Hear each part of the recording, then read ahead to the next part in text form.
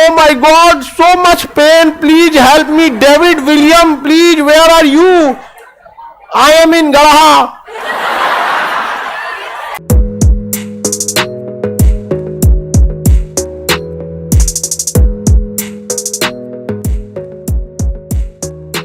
नाम था उनका हो ची मिन। इन्होंने अमेरिका और रूस दोनों को हरा दिया। समझिए, वियतनाम जो था कोल्ड वार के समय, वियतनाम की स्थिति लोकेशन बहुत अच्छी जगह थी, क्योंकि जो भी यहां से आएगा दक्षिणी चीन सागर से या इस एरिया से, तो यहां वियतनाम का होकर ही जाना होगा उन्हें। तो अमेरिका चाहता था कि वियतनाम उसके फेवर में हो जाए, और रूस चाहता था कि वियतनाम उसके फेवर में हो जाए। शीत युद्ध की सारी लड़ाई गुटबंदी की थी। अब यहां पर वियतनाम को इन्होंने दो भाग में बांट दिया, दक्षिणी वियतनाम और उत्तरी वियतनाम। अब बीच में 17 डिग्री रेखा खींच दिया, 17 डिग्री अक्षांश रेखा, उत्तरी वियतनाम और दक्षिणी वियतनाम।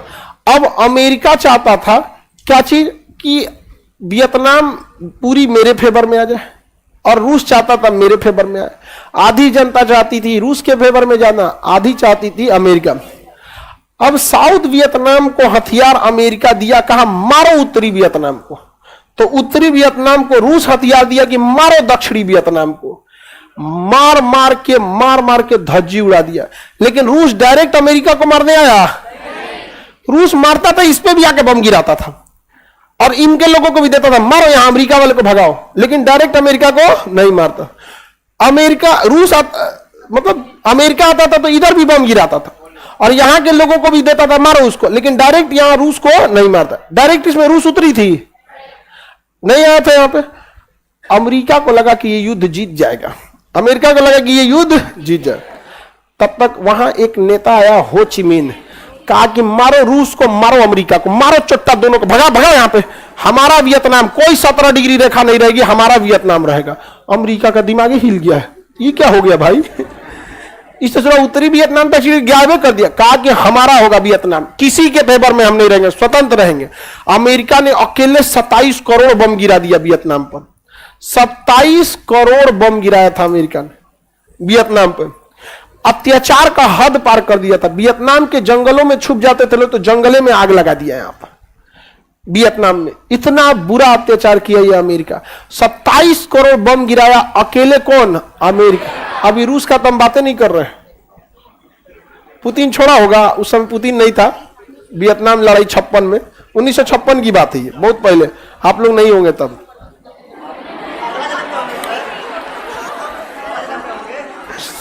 नहीं मतलब हम लोग ना, जब हम लोग थे तो मतलब हम लोग भी तो 56 के नहीं, लेकिन जो हम लोग के टीचर थे वो वियतनाम युद्ध के समय के वो लाइव देखे थे लोग। मतलब लाइव इन द सेंस, जैसे अभी हम लोग यूक्रेन वार को कैसे देख रहे हैं, तो पल पल की अपडेट मिल रहा है वहां पे। तो जिसके समय, जैसे हम लोग आने वाली पीढ़ी 50 साल बाद कोरोना को एक घटना की तौर पर पढ़ेगी, 2 पेज का एस्से लिखेगी, और हम लोग झेले। सोचा गली मोहल्ला का हाल जानते हैं, जिस गली के सामने बांस बांध दिया है मतलब क्वारंटीन जोन है वो, पुलिस से पिटाए होंगे लोग। तो उस टाइप का जो उस चीज को समझा रहा था ना बहुत अच्छा से। तो हम लोग के कुछ टीचर थे जिनके सामने इस तरह युद्ध हो रहा है, जैसे हम लोग के समय यूक्रेन वाला हो रहा है ना। 27 करोड़ बम गिराया था अमेरिका ने। इस सब के बावजूद हो ची मिन ने आइडिया दिया कि सुरंग बनाओ, जमीन पे इनसे नहीं लड़ पाएंगे हम लोग, इतने हथियार इन सब के पास तगड़ा है, बुलेट प्रूफ है, सुरंग बनाओ। तो वियतनाम के लोगों ने सुरंग के अंदर शहर बसा दिया, पूरा सुरंग खोदा जहां तहां से। अब उस सुरंग में उसने आइडिया बनाया कि सुरंग में एक मेन रास्ता रखो जो थोड़ा सा गंदगी रहेगा, अच्छा एगो सुरंग भटकाने वाला, उसको साफ सुथरा रखो। तो कोई सुरंग अमेरिका वाला पकड़ लेते थे सब ना, तो उसमें सुरंग में घुसते थे सब। अब अमेरिका वाला सीबीएसई वाला बिस्लरी का पानी पीने वाला वो सब अंदर घुसता था, तो वियतनाम वाला भाला लेके अंदर में रहता था, अचाक से मारता था, घोपा जाता था। अब लोग बंद हो गया पूरा, और उसका हथियार उतियार सब छीन लेता था। सुरंग में वो सब जहरीली गैस छोड़ देता था सब, बिना गोली चले अमेरिका वाला बेहोश, ऑक्सीजन की कमी से बेहोश। आई सबको आइडिया था, खोद खाद के आइडिया धीरे धीरे पूरे वियतनाम में सुरंग का जाल बिछा दिया सब। वहां पे सारा का सारा व्यवस्था अंदर का। अमेरिका वाले पागल हो गए सब। और यहाँ वियतनाम के जंगल इतने ज्यादा थे कि हेलीकॉप्टर काम में नहीं आता था। जंगल के बीच में पेड़वा के नीचे रहेंगे तो हेलीकॉप्टर को कौन सी दिख रहा है, किधर है आप? नहीं ना दिखेंगे, घना जंगल में, अब घना जंगल, अब पानी बाढ़ आ जाता था वियतनाम में इतना बार, अब बाढ़ में तो धीरे धीरे चलते थे, छपाक छपाक आवाज करेगा, वह जंगलवा में वो बंदूक लेके कहीं सुतल है, धड़धड़ा दिया, उसी में अमेरिका के लोग मर गए, पता नहीं चल रहा गोली कहां से लग रहा। वियतनाम के लोग ने पानी पिला दिया था अमेरिका को, भागे थे लोग हेलीकॉप्टर से लटक लटक के अमेरिका वाले। अफगानिस्तान में जिस तरह से जहाज पे लटक के अफगानिस्तान के लोग भाग रहे थे ना, उस तरह अमेरिका के सैनिक भाग रहे थे सब, वियतनाम से मार के हरा दिया हो ची मिन ने। अब क्या किए थे सर, जंगल में जगह जगह गड्ढा खोद दिए थे सब 20 फीट गहरा, और उसमें भाला लगा दिया था सब खूब ज्यादा, और ऊपर बांस से ढक देते थे सब, और पूरा घास उस लगा देते थे सब। अब अमेरिका सैनिक दौड़ाते थे सब, घपाक से वो गिर गया, मुरब्बा बन गया छेदा के। अब वो मरेगा तुरंत तो नहीं, 2 घंटा लगेगा उसको मरने में। Oh my god, so much pain, please help me, David William please, where are you, I am in गढ़ा, डिच गढ़ा कहते हैं, आई एम इन गढ़ा ट्रेंच। अब बताइए, एगो गढ़ा में गिर गया, बाकी सब डर गया सब, यार आगे गढ़ा है, अब था, अब पैर ऐसे से चल रहा है, फिर डर डर के चल रहा है, तो स्पीड कम हो गया, एगो गढ़ा की वजह से स्पीड कम, जंगल के वजह से स्पीड कम, पानी लगल है उससे स्पीड कम, और क्या है सुरंग में गोली चला रहे हैं, धर धर धर धर, पता चला सुरंग में से ढक्कन निकाला, मारा, खत्म, कहानी कर दिया जा। तो पूरा सुरंग का जाल कहां बिछाया गया था, अमेरिका भागे थे वियतनाम से, ये हाल कर दिया था सब वियतनाम वाला यहां पे। और हम भारत में जब लोग थे तो हमारे में से आधा लोग अंग्रेजों का साथ दिए थे, 6000 फौज लेके इतने बड़े भारत पे कब्जा कर लिए थे। क्यों? हम लोग बटे थे लोग, ऊंचे जात नीचे जात, हिंदू मुसलमान, जिन्ना को पकड़ लिया एक और से इधर से। हमारे में भी अगर कोई इस टाइप का रहता, हो ची मिन टाइप का, कि मारो रेड क्लिफ लाइन नहीं रहेगी, हम सब रहेंगे, हमारा ही रहेगा, कोई म्यांमार अलग नहीं होगा, कोई पाकिस्तान अलग नहीं होगा, डुरंड लाइन हमने नहीं खींचा, पूरा अफगानिस्तान से लेकर म्यांमार तक हमारा रहेगा। हम लोग में इस टाइप की नहीं, उसने ऐसा लड़वाइए दिया ना जिसका कोई हद नहीं, ऐसा इस टाइप का लड़वा दिया कि किसी को मतलब माइंडसेट चेंज कर दिया अंग्रेज वाले। रूस यहां से भाग गए, अमेरिका भाग, रूस पहले ही निपट लिया, भाग गया, भागो यहां से, 300 से लड़ना बड़ा मुश्किल है अमेरिका का, और हमको कौन हरा सकता है? जापान को मारे थे तो हवे नहीं लगा जापान को, ये कौन सी होता है? वियतनाम मारा, वियतनाम पानी पिला दिया किसको? अमेरिका को। तो ये याद रखिएगा, आप पहाड़ पे जंगल में कभी नहीं जीत सकते, समझा गया? दलदल में मतलब बरसात में कभी नहीं जीत सकते। मानेकशॉ ने समझदारी किया था कि नहीं? हाँ, तो मिलिट्री में एक स्कूल होता है वार हिस्ट्री, जैसे हम लोग मुगल काल पढ़ते हैं ना, तो उसमें वार हिस्ट्री पढ़ाया जाता है, कौन सी युद्ध किस कमियों से हारा गया था। उसमें यह भी एक चीज था कि अमेरिका बाढ़ में फंस गया था, समझा? सिकंदर की रथ बाढ़ में फंस गया, हाथी लेके आया था ससुरा सिकंदर, यहाँ बिछला बिछला हाथी गिर गए सब, सिकंदर के रथ उसका कीचड़ में फंस गया था। तो ये सब वार हिस्ट्री होते हैं, इतिहास से आप कुछ नहीं सीखिएगा तो इतिहास हो जाइएगा। आगे बढ़े तो वियतनाम, हो ची मिन ने पूरे वियतनाम को क्या कर दिया? यूनाइटेड कर दिया। इसीलिए भारत में सम्मान से जवाहरलाल नेहरू ने उन्हें अंकल हो कहा था, समझ में गया? वो वाला ना कि सुनिए हो, वो वाला हो नहीं, उनका नाम ही था, टाइटल था हो ची मिन, तो हो से अंकल हो। तो भारत में अंकल हो किसे कहा जाता है? हो ची मिन को अंकल हो ची मिन को, समझ गया? चाचा हो, अरे जवाहरलाल नेहरू को गदा कह, उसी को हिंदी में कहेंगे अंकल हो, अंकल को चाचा हो, चाचा हो ची मिन, अंकल हो ची मिन, चाचा नेहरू कहते हैं, समझ में गया कि नहीं? क्या आगे बढ़े? हमारा चाचा तो आजकल जेल में जा रहा है। आगे बढ़े, चाइना को मैन्युफैक्चरिंग में अगर कोई टक्कर दे सकता है तो वो दे सकता है वियतनाम।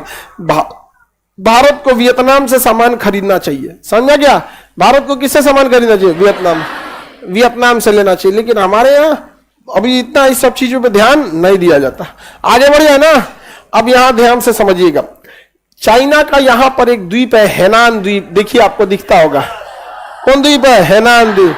यहां चाइनीज नौसेना का गढ़ बोला जाता है। हेनान द्वीप को क्या कहा जाता है? चाइनीज नौसेना का गढ़। दिख रहा है?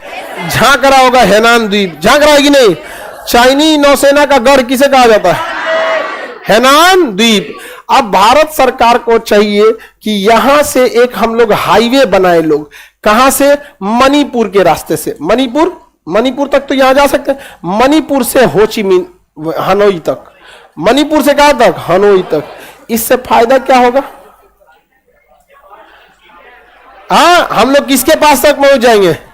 चाइना के पास तक पहुंच जाएंगे, उस भी इसके नौसेना के पास तक, उसके नौसेना के पास। और एक सड़क यही म्यांमार मणिपुर से ले जाके सिंगापुर तक। कहां तक? सिंगापुर।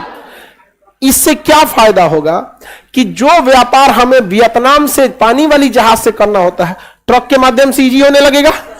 और जिस एरिया से डेली 2000-4000 ट्रक गुजरेगी, वो एरिया पीछे रह जाएगा। हाँ, सबसे पहले तो वहां लाइन होटल खुलेगा, ढाबा, फिर हवा भरे, पंचर बनाने, मेंटेनेंस करने वाला खुलेगा, सब नहीं होगा। धीरे धीरे ऑटोमेटिक डेवलप हो जाएगा। हम लोग पूर्वोत्तर भारत के साथ सौतेला व्यवहार करते हैं, जबकि उनके विकास की अपार संभावनाएं हैं। समझ गया कि नहीं आ गया? अपार संभावना है विकास का। हम सिंगापुर से सड़क नहीं बना सकते हैं, अब वियतनाम से बना देंगे, इससे ट्रेन को फायदा। पूर्वोत्तर का विकास होगा पहला। चाइना पे डिपेंडेंसी घटेगी, हम सामान कहां से खरीदेंगे? वियतनाम से। चाइनीज सामान हम क्यों खरीदते हैं? सस्ता पड़ता है, सेम रेट में वियतनाम में पड़ता है, सेम रेट में वियतनाम में पड़ता है। समझा गया कि नहीं? क्या पहले जितनी फैक्ट्रियां थी वियतनाम में ही थी, सब मारधार हुआ, आई सब हुआ तो भाग गए सब वहां से। कौन रहेगा? 27 करोड़ बम गिरेगा तो अब रहेंगे। आज जो किसान वियतनाम में ऐसा होता है, कोई खेत जोत रहा, अचानक उधिया गया, बैल उल सहित बम फट गया। जहाज से अमेरिका गिराया बम, कीचड़ में गिरा, फटा नहीं, अब उसका ट्रिगर रहा, हल जोत रहा है, भाई बैल चल रहे हैं सब, पीछे से ही चल रहा है। अचानक उसका हल लग गया किसके? बम के। अचानक आदमी, हल, बैल सब उधिया गया। क्या हो गया? बम फट गया। समझ गया? 2010 में ब्रिटेन में शायद कॉमनवेल्थ हो रहा था ना, 10 या 12 14 में था, इंग्लैंड में स्टेडियम बन रहा था ना, तो वहां अचानक बम फट गया। पता चला कि हिटलर जो गिराया था ना, उसमें 2-4 को अभी नीचे दबे थे, सब फट गया। कभी कभी अपने यहाँ नहीं देखते, घायली निकलता है, तो दिएगा तो घायली, फाटल जूता, दारू का बोतल, तो जो जहां रहेगा वहीं से मिलेगा। यहाँ पे क्या निकलता है? बम। समझ गया? पाकिस्तान वाला रहता से तो काश हमारे यहाँ भी होता, बनाना नहीं पड़ता, खोद के निकाल देते। आगे बढ़े। आप बताओ मित्रों, यहाँ हाईवे होना चाहिए कि नहीं होना चाहिए? और इन हाईवे को असम के गुवाहाटी और कलकत्ता से जोड़ देना चाहिए कि नहीं जोड़ देना चाहिए? बिल्कुल जोड़ देना चाहिए। और यहीं से ले जाके यहीं का सामान, सस्ता सामान इसके रास्ते नेपाल को भी पहुंचा देना चाहिए। लो भैया, नेपाल सब लोग, चाइना का व्यापार जाएगा अलग, पूर्वोत्तर का विकास होगा वो अलग, और चाइना पे सरदर्द बना रहेगा हमेशा के लिए। समझा गया कि नहीं? वियतनाम को कहो कि देखो भैया, हम तुम्हारे लिए यहाँ एक बंदरगाह बना दे रहे हैं, लो 100 करोड़ रुपया दे देते हैं, 1000 करोड़ दे देते हैं बंदरगाह बनाने के लिए। 1000-2000 करोड़ का बंदरगाह बना दीजिए। और बंदरगाह बनाने में झमेला है नहीं है, अडानी भाई है हमारे, दाएं बंदरगाह बनाने में एक्सपर्ट। अडानी को दे दीजिए बंदरगाह बनाने के लिए, 1000 करोड़ रुपया वियतनाम लौटा नहीं पाएगा, 99 साल का लीज दे दीजिए, उसी में वो क्लॉज जोड़ दीजिए, in case of emergency Indian Navy can also use this sea port. हो गया। इमरजेंसी की स्थिति में इंडियन नेवी भी इसका क्या करेगी? यूज करेगी। हो गया। अब्बा आके बैठ गए यहाँ पे, नहीं समझा? बस वो श्रीलंका में ले था अपना जहाज, यहां ले आकर रख दीजिए यहाँ पे। समझे कि नहीं समझे? विदेश नीति में आदर्शवादी नहीं होना चाहिए। आदर्शवादी व्यक्ति के लिए थोड़ा बहुत लाइफ में दिक्कत या तो सबको वो देखता है आदर्शवादी, अरे इसमें वियतनाम को भी दिक्कत हो जाएगा, चाइना उसको टॉर्चर करने लगेगा, हमारी चाइना से दुश्मनी हो जाएगी। यथार्थवादी व्यक्ति करना है तो करना है, लेंगे तो ले लेंगे, खत्म कहानी हो गया।